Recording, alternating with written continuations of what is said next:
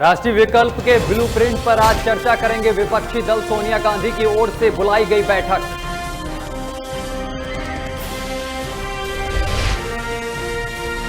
तालिबान ने शुरू की बर्बरता, विदेशी फौजी के मददगारों को मौत के घाट उतारा।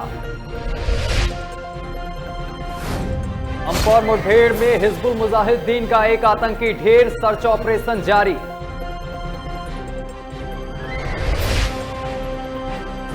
संयुक्त राष्ट्र में विदेश मंत्री जयशंकर ने चीन और पाकिस्तान पर साधा निशाना। दुनिया से आतंक के खात्मे के लिए भारत ने दिया फार्मूला।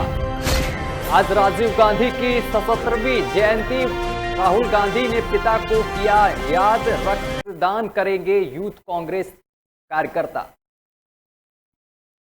नमस्कार, आप देख रहे लोकमंच और मैं हूं आपके साथ सत्यम गौर। बुलेटिन की शुरुआत करेंगे अहम खबर के साथ। अफगानिस्तान पर तालिबान के कब्जे के बाद वहां हालात तेजी से बदल रहे हैं और इसी बीच दहशत में वहां के लोगों में आक्रोश फूटने लगा है। इसके खिलाफ आपको बताते चले विरोध प्रदर्शन का दायरा बढ़ता जा रहा है और लोग खुलकर अफगानिस्तान का यहाँ पर आपको बताते चले कि लोग यहाँ पर खुलकर तालिबान का विरोध करते हुए नजर आ रहे हैं। अफगानिस्तान के स्वाधीनता दिवस पर राजधानी काबुल समेत कई शहरों में लोग राष्ट्रीय ध्वज लेकर तालिबान के खिलाफ बाहर निकले, उसके खिलाफ प्रदर्शन किए और कुछ जगहों पर तालिबानी झंडे को फाड़ कर फेंक भी दिया गया है।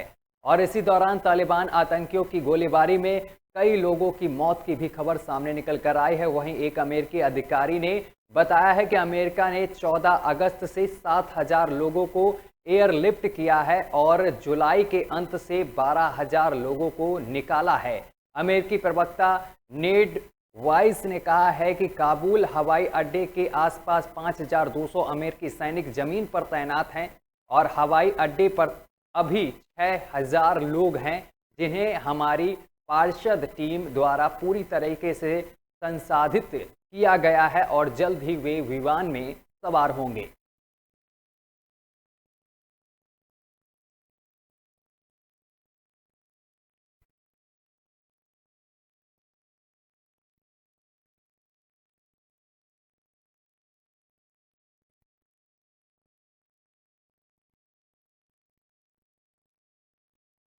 और पश्चिम बंगाल विधानसभा चुनाव के बाद भड़की हिंसा को लेकर कोलकाता हाईकोर्ट ने गुरुवार को राज्य सरकार को झटका देते हुए सीबीआई जांच के आदेश दे दिए हैं। यह जांच कोर्ट आपको बताते चले कि यह जांच कोर्ट की निगरानी में करने को कहा गया है। कोलकाता हाईकोर्ट के इस फैसले के बाद जहां बीजेपी पीड़ितों को इंसाफ की दिशा में पहला कदम बताकर ममता बनर्जी सरकार पर हमले कर रही हैं, तो वहीं आपको बताते चले कि टीएमसी ने कहा है कि इससे राज्य सरकार का अधिकार कम हो जाएगा। वहीं केंद्रीय मंत्री स्मृति ईरानी ने कोलकाता हाईकोर्ट के फैसले के बाद कहा है कि हमारे दिव्यांगत कार्यकर्ताओं के परिवारों को संदेश है कि उनके साथ न्याय होगा। टीएमसी कार्यकर्ताओं ने भाजपा महिला कार्यकर्ताओं के साथ दुष्कर्म किया। उन्होंने कहा है कि क्या राज्य सरकार का यही अधिकार है कि वह महिलाओं का बलात्कार करे, लोगों की हत्या करे? क्या यह बंगाल सरकार का अधिकार है कि वह बीजेपी कार्यकर्ताओं के घरों को लूटे और जलाए? क्या उनकी ये गलती है कि वह बीजेपी के समर्थक हैं? राज्य का अधिकार क्या महिलाओं का बलात्कार करना है? राज्य का अधिकार क्या लोगों की हत्या करना है? क्या पश्चिम बंगाल राज्य का अधिकार ये है कि वो भारतीय जनता पार्टी के कार्यकर्ताओं के घरों को लूटे, जलाएं और हिंदुस्तानियों को अपने ही देश में शरणार्थी बना दे? उनका दोष मात्र ये कि वो भारतीय जनता पार्टी के समर्थक हैं। क्या ये राज्य का अधिकार है? राज्य का अधिकार ये है कि एक 60 साल की औरत का उसके पोते पोतियों के सामने बलात्कार करे टीएमसी के नेता और कार्यकर्ता? राज्य का क्या ये अधिकार है कि टीएमसी का एक नेता सार्वजनिक बिठाकर भाजपा के एक पुरुष कार्यकर्ता को कहे कि अगर गांव में घुसना है तो रात को अपनी बीवी को हमारे पास भेजो? क्या? और अगली खबर कानपुर देहात से आ रही है, जहां पर आपको बताते चले कि रक्षाबंधन के त्यौहार के आने से पहले ही बाजारों में रौनक देखने को मिल रही है। सभी दुकानदार दुकानों को मुनाफे के आस में पूंजी लगाकर राखी, मेहंदी और अन्य सजावट सामान से दुल्हन की तरह सजा दिया है और इस त्यौहार के लिए उत्साह हर किसी के दिल में साफ तौर पर दिखाई दे रहा है। लेकिन कोरोना काल के कारण छीने रोजगार से आम आदमी की आमदनी में आई कमी के कारण इस त्योहार की रौनक अभी भी फीकी दिखाई दे रही है।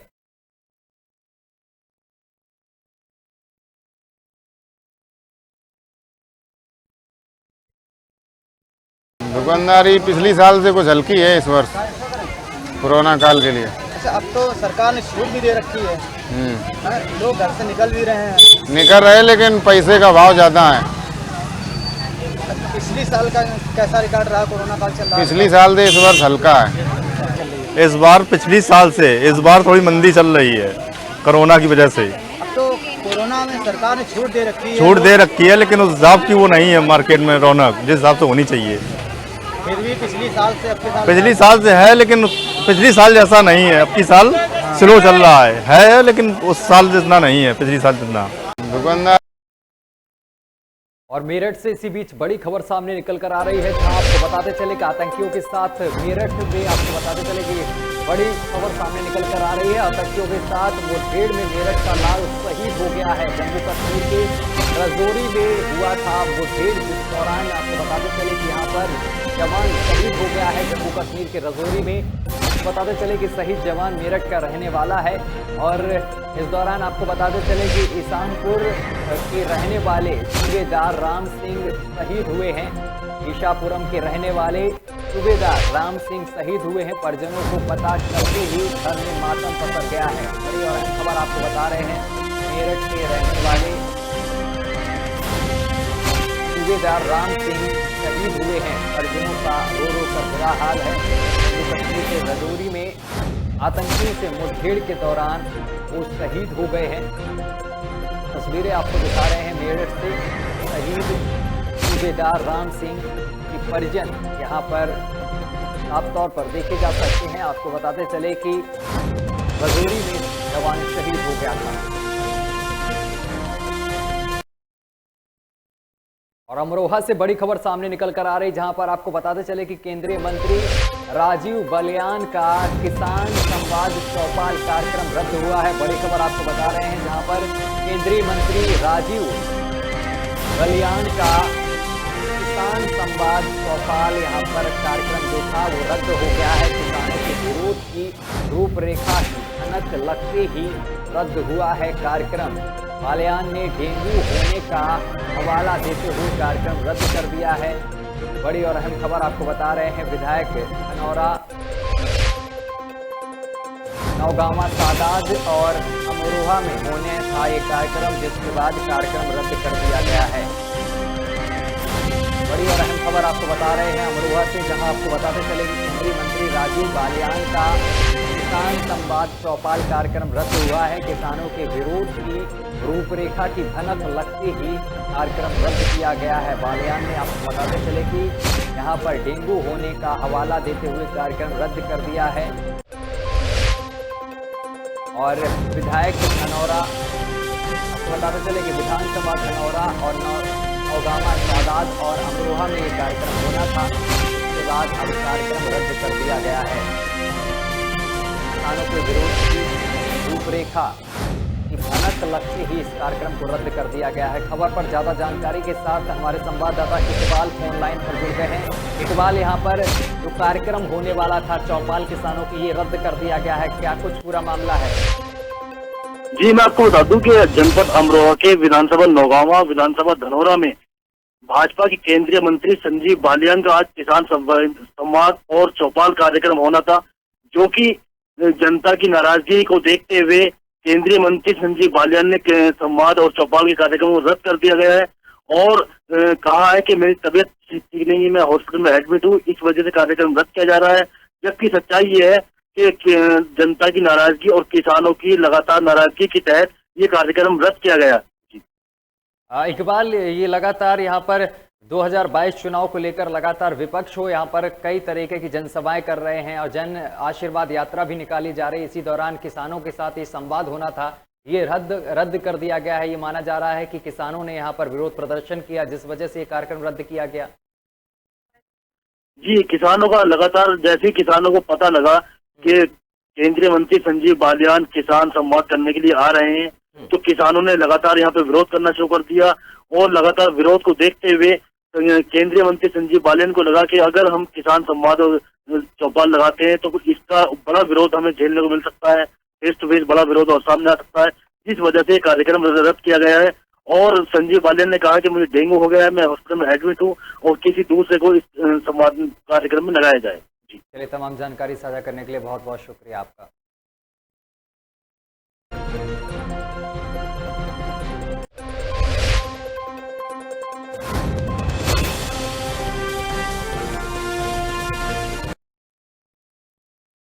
और अगली खबर अलीगढ़ से सामने निकल कर आ रही, जहां पर आपको बताते चले कि अलीगढ़ के थाना गंगीरी इलाके के मखदूम नगर में एक अनियंत्रित ट्रक ने 50 लोगों से सवार यहां पर मेटाडोर को टक्कर मार दी है, जिसमें मेटाडोर पलट गया है। और वहीं आपको बताते चले कि जिसमें 15 लोग घायल बताए जा रहे हैं। लोगों की चीख पुकार सुनकर मौके पर ग्रामीण पहुंचे हैं और घायलों को मेटाडोर से बाहर निकाला गया है। सूचना पर पहुंची इलाकाई पुलिस ने घायलों को नजदीक के सीएचसी अस्पताल में भर्ती कर दिया है।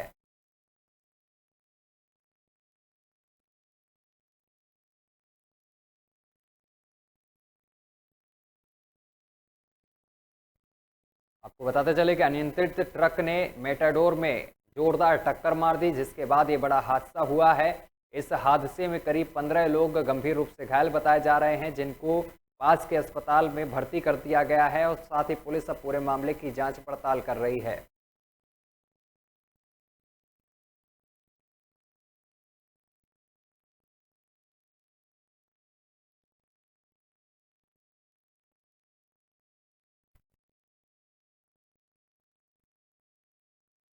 और अगली खबर भी अलीगढ़ से सामने निकल कर आ रही है, जहां पर आपको बताते चले कि अलीगढ़ के थाना गगीरी इलाके में एक बार फिर तेज रफ्तार का कहर देखने को मिला है और जानलेवा भी साबित हुआ है। 2 बाइकों की आमने सामने भिड़ंत हो गई है।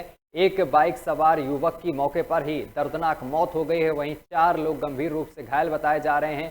सभी घायलों में आपको बताते चले कि इनको पास के अस्पताल में भर्ती कराया गया है। सूचना पर पहुंची पुलिस ने घायलों को सीएचसी में भर्ती कराया है, जहां सभी का इलाज चल रहा है। वहीं पुलिस ने शव को कब्जे में लेकर पोस्टमार्टम के लिए भेज दिया है। वहीं गंभीर अवस्था के चलते 3 लोगों को जेएन मेडिकल कॉलेज रेफर कर दिया गया है।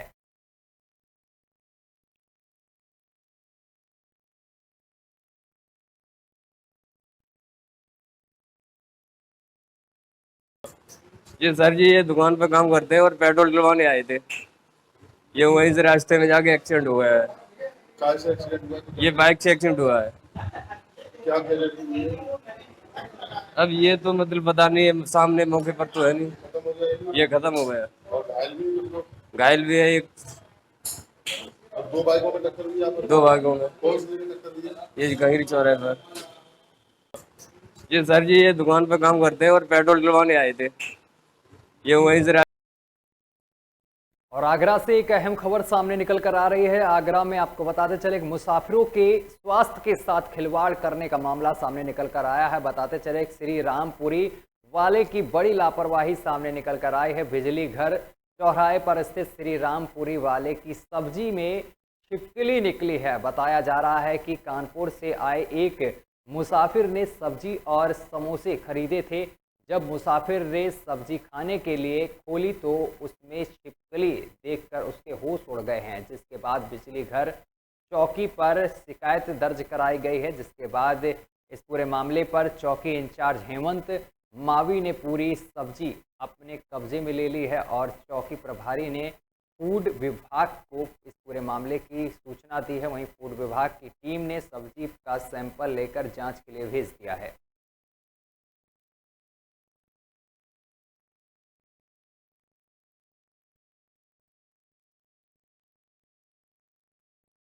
और अफगानिस्तान पर तालिबान के कब्जे के बाद वहां पर जीवन काफ़ी मुश्किल हो गया है। इस बीच हालात बिगड़ने के कारण कई भारतीय इस वक्त वहां फंसे हुए हैं, जिन्हें निकालने की कोशिश की जा रही है। उत्तर प्रदेश के आजमगढ़ जिले के मुबारकपुर के नराव गांव के रहने वाले धर्मेंद्र चौहान भी इसमें शामिल हैं।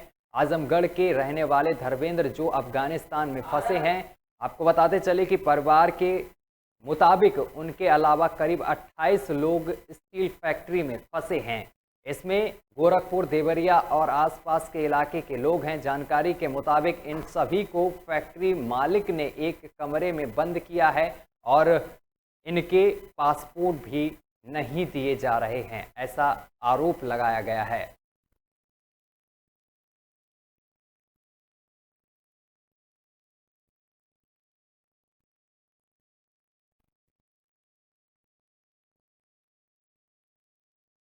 समस्या कुल थुआ का इतना ले थुआ कि हम अब फसल हम लोगन तो ये तो दुआ मंगली है कि फसल हम लोगन तो अपने अपने घर अपने परिवार में चले आए।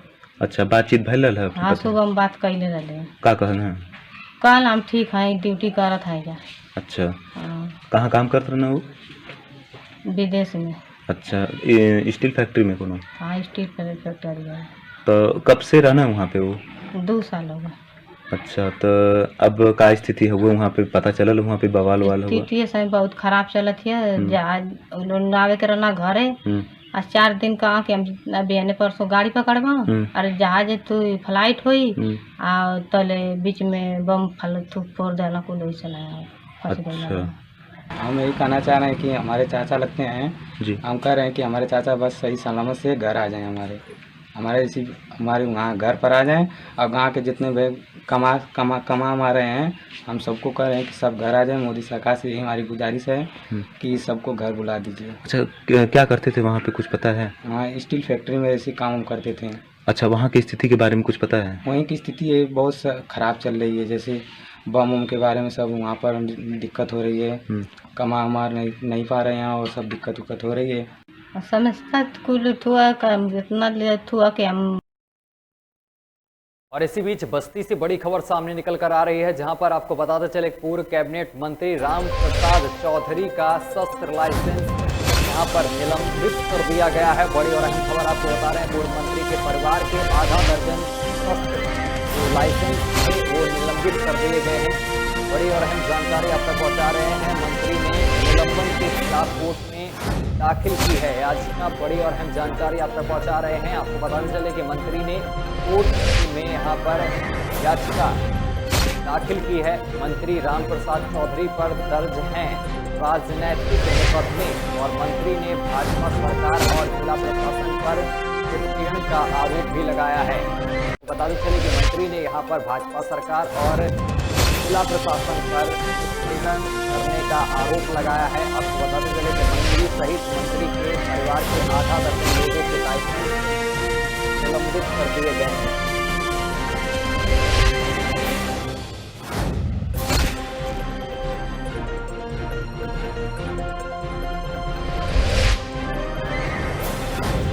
जानकारी आप तक पहुंचा रहे हैं, जहां पर आपको बताते चले कि मंत्री राम प्रसाद चौधरी पर राजनीतिक कई मुकदमे दर्ज हैं, जिसके चलते आपको बताते चले कि मंत्री के कई यहाँ पर लाइसेंस जो हैं वो निलंबित कर दिए गए हैं, रद्द कर दिए गए हैं।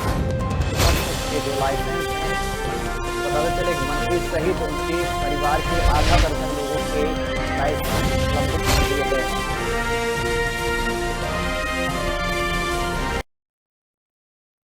और जल शक्ति मंत्री डॉक्टर महेंद्र सिंह का गोंडा दौरा है आज, और ये दौरा बहुत अहम माना जा रहा है। बड़ी खबर आपको बता रहे हैं।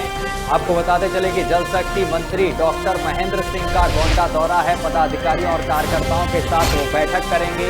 विधानसभा तरबगंज और करनैलगंज में कार्यकर्ताओं के साथ वो बैठक करेंगे। बड़े और अहम जानकारी आप तक पहुंचा रहे हैं। आपको बताते चले कि जल शक्ति मंत्री डॉक्टर महेंद्र सिंह का यहां पर गोंडा दौरा है। बड़ी खबर आपको बता रहे हैं, जहां आपको बताते चले कि जल शक्ति मंत्री डॉक्टर महेंद्र सिंह का गोंडा दौरा है। पदाधिकारियों और कार्यकर्ताओं के साथ वो बैठक करेंगे। विधानसभा तरबगंज और करनैलगंज में कार्यकर्ताओं के साथ वो बैठक करेंगे।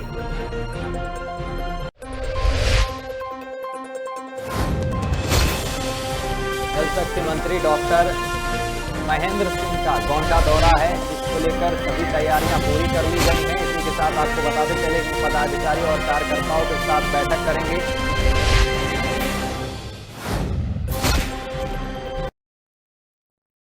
मुरादाबाद के थाना मझौला इलाके के श्री साईं विद्या कन्या इंटर कॉलेज के प्रबंधन पर बोर्ड एग्जाम की फीस जमा न करने का आरोप लगाया गया है, जिसके बाद 200 फेल हुए छात्राएं काफ़ी दिनों से जिला अधिकारी कार्यालय के आगे धरना प्रदर्शन कर कार्रवाई की मांग कर चुकी हैं। वहीं आपको बताते चले कि जिसके बाद जिला अधिकारी ने छात्राओं को और उनके परिजनों को ये आश्वासन दिया था कि जल्द ही जांच कराकर आरोपी सही पर कार्रवाई की जाएगी। यह आश्वासन दिया था, लेकिन उसके बावजूद किसी ने छात्राओं और उनके परिजनों को उकसाकर कॉलेज में तोड़फोड़ करा दी। अब पुलिस इस पूरे मामले की जांच पड़ताल कर रही है।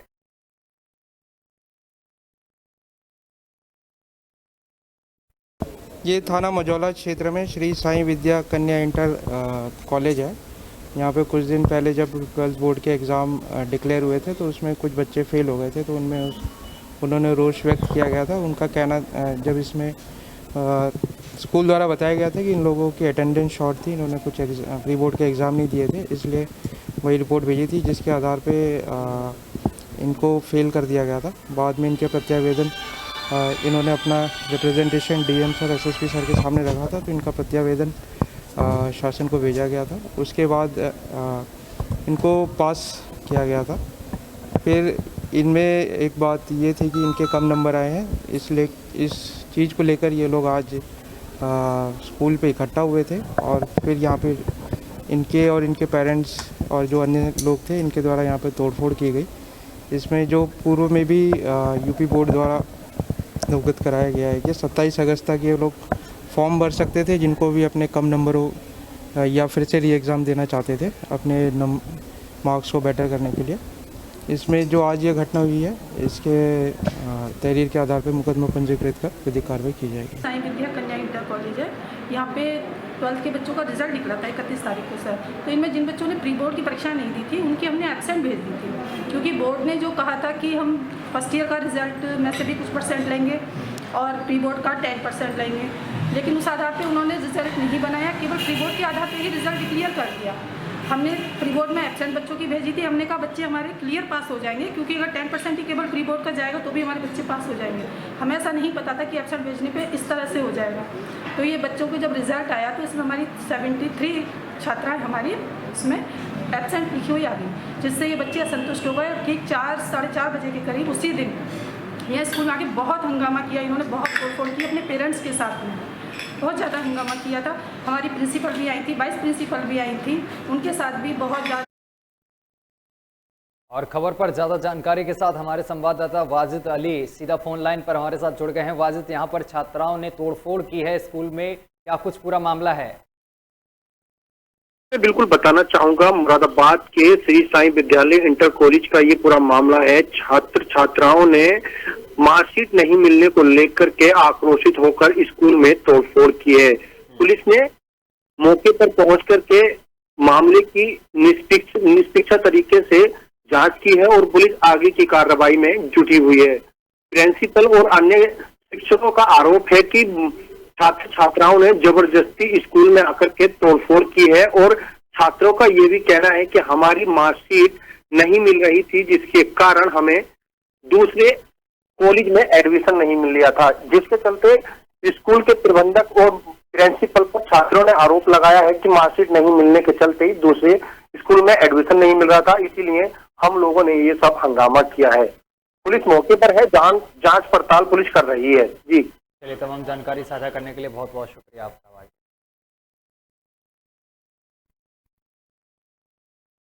और इसी बीच गोंडा से बड़ी खबर सामने निकल कर आ रही है, जहां पर आपको बताते चले कि वैक्सीनेशन के दौरान स्वास्थ्य विभाग की बड़ी लापरवाही सामने निकल कर आई है। वैक्सीनेशन गाइडलाइंस का यहां पर पालन नहीं किया गया है। बड़ी और अहम खबर आपको बता रहे हैं, पहले डोज में कोविशील्ड तो दूसरी डोज में यहां पर कोवैक्सीन लगा दी गई है। इसके बाद कई दिनों तक पीड़ित को यहां पर बुखार का सामना करना पड़ा है। वहीं स्वास्थ्य विभाग ने स्वास्थ्य कर्मी की मानी है गलती। बड़ी और अहम जानकारी अब तक पहुंचा रहे हैं। आपको बताते चले कि स्वास्थ्य विभाग ने इस पूरे मामले को लेकर अपनी गलती भी मानी है।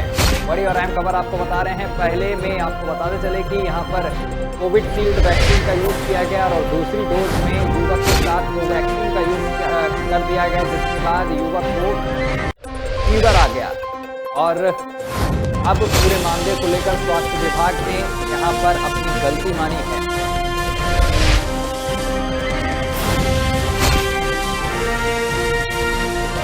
बड़ी और अहम जानकारी आप तक पहुंचा रहे हैं। आपको बताते चले वैक्सीनेशन की जो गाइडलाइंस हैं उसको फॉलो नहीं किया गया है स्वास्थ्य विभाग की तरफ से, जिसके बाद पहले डोज में कोविशील्ड तो दूसरी डोज में यहाँ पर कोवैक्सीन युवक को लगा दी गई, जिसके बाद युवक को कई दिनों तक बुखार का सामना करना पड़ा।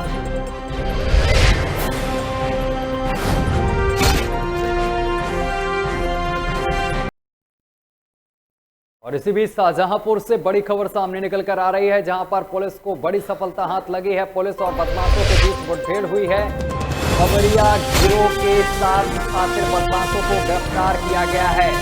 बड़ी और अहम खबर आपको बता रहे हैं, बबरिया गैंग के 8 शातिर बदमाशों को पुलिस ने गिरफ्तार कर लिया है। आभूषण सहित 3 तमंचा और कारतूस बरामद हुआ है। बड़ी और अहम खबर आपको बता रहे हैं, आभूषण सहित 3 तमंचा और कारतूस के पास से बरामद हुआ है। पुलिस की मुठभेड़ में 7 आरोपी गिरफ्तार किए गए हैं। इनके पास से तमंचा सहित कारतूस और आभूषण बरामद किए गए हैं। बबरिया गैंग के 7 आरोपी, 7 जो बदमाश हैं, उनको पुलिस ने गिरफ्तार कर लिया है। पुलिस को बड़ी सफलता हाथ लगी है।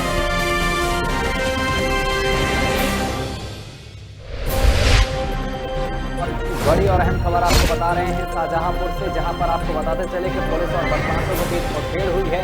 इस मुठभेड़ में 7 बदमाशों को पुलिस ने गिरफ्तार कर लिया है। इनके पास से आभूषण सहित 3 तमंचा और कारतूस बरामद हुआ है।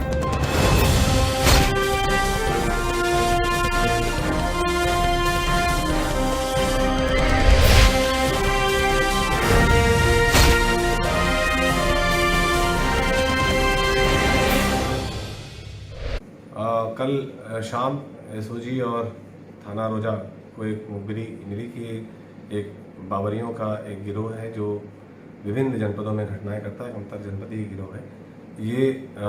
इनके द्वारा जो अब तक की घटनाएं की गई उसके माल को कहीं डिस्पोज ऑफ करने के लिए, बेचने के लिए अर्टिगा गाड़ी से जा रहे हैं। इस सूचना पर प्लान करके गाड़ाबंदी की गई और जब वो अर्टिगा गाड़ी आई तो उसे इंटरसेप्ट किया गया और इस दौरान जो बदमाश थे उसके अंदर उन्होंने पुलिस पार्टी पर फायर किया। पुलिस ने बहुत संयम और साहस का परिचय देते हुए आवश्यक बल प्रयोग करते हुए उनको गिरफ्तार किया। 7 व्यक्ति इस गिरोह के गिरफ्तार हुए अर्टिगा कार में और इनके कब्जे से बहुत मात्रा में चांदी, जिसमें एक तो सिल्ली ही थी चांदी की 2 किलो की, इसके अलावा चांदी के आभूषण और सोने के आभूषण बरामद हुए जो विभिन्न घटनाओं से संबंधित थे। और इसके अलावा उनके पास से असलहे बरामद हुए हैं और इसके जो आला नकब जिसको कहा जाता है, जिसके ज़रिए से ये शटर इत्यादि तोड़ते हैं, तो इस तरह के जितने भी उपकरण होते हैं वो बरामद हुए। और इनकी गिरफ्तारी से एक प्रारंभिक पूछताछ में इनके द्वारा कई जनपदों में घटनाएं कारित किया जाना बताया। जिन जनपदों से संपर्क किया जा रहा है, जनपद शाहजहांपुर में इनके द्वारा 3 घटनाएं स्वीकार की गई हैं, जिसके आधार पर उनके विरुद्ध संबंधित थाना उससे विधिक कार्रवाई की जा रही है। कल और उन्नाव से इसी बीच बड़ी खबर सामने निकल कर आ रही है, जहां आपको बताते चले कि पुलिस द्वारा अवैध वसूली का वीडियो वायरल हुआ है। बड़ी और अहम जानकारी आपको बता रहे हैं, जहां पर आपको बताते चले कि अवैध वसूली का वीडियो वायरल हुआ है। तस्वीरें आप देख सकते हैं किस तरीके से यहाँ पर पुलिसकर्मी वसूली करता हुआ नजर आ रहा है, जिसका वीडियो भी अब वायरल हो रहा है। मवेशियों से लगे गाड़ियों से अवैध वसूली का वीडियो वायरल हुआ है। माखी थाने के चकलवंशी चौराहे का ये पूरा मामला बताया जा रहा है। माखी थाने के चकलवंशी चौराहे का बताया जा रहा है सिपाही, जिसके बाद अपराधियों से रिश्वत ले रहा था पुलिसकर्मी। थाना प्रभारी ने दिया कार्रवाई का आश्वासन। बड़ी और अहम खबर आपको बता रहे हैं किस तरीके से अवैध वसूली करता हुआ पुलिसकर्मी साफ तौर पर इस वीडियो में देखा जा सकता है। मवेशियों से लगे गाड़ियों से यहाँ पर अवैध वसूली कर रहा था ये सिपाही। इसके बाद अब थाना प्रभारी ने कार्रवाई करने का आदेश दे दिया है। आपको एक बार ये भी बताते चले कि ये कहाँ का सिपाही बताया जा रहा है। माखी थाने के चकलवंशी चौराहे का ये सिपाही बताया जा रहा है। फिलहाल अब इस पूरे मामले को लेकर थाना प्रभारी जो हैं उन्होंने कार्रवाई करने का आश्वासन दे दिया है।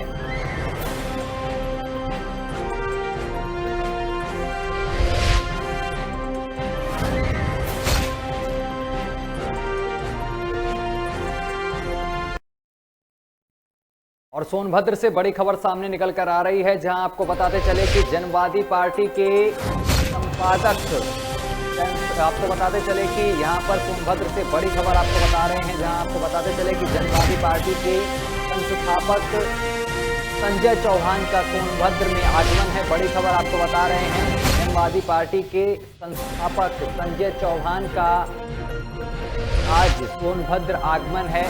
रावर्टगंज के विजयगढ़ वाटिका में उनका स्वागत कार्यक्रम है और भाजपा हटाओ देश बचाओ का संदेश लेकर निकले हैं संजय चौहान। 2022 में होने वाले विधानसभा चुनाव को लेकर चर्चा करेंगे। सपा कार्यकर्ताओं द्वारा उनका यहां पर स्वागत समारोह कार्यक्रम रखा गया है। रावर्टगंज के विजयगढ़ वाटिका में ये स्वागत समारोह कार्यक्रम रखा गया है और उन्होंने आपको बताते चले कि भाजपा हटाओ देश बचाओ का संदेश लेकर संजय चौहान निकले हैं और उनका जमकर यहां पर स्वागत किया जाएगा। 2022 में होने वाले चुनाव को लेकर भी चर्चा करेंगे।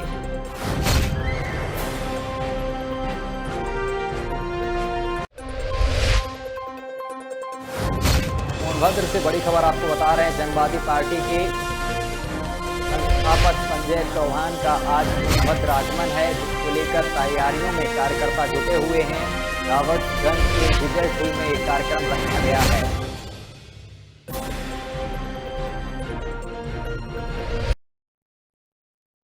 और बुलेटिन में अभी के लिए बस इतना ही। देश दुनिया की तमाम खबरें देखने के लिए देखते रहिए लोकमंच न्यूज।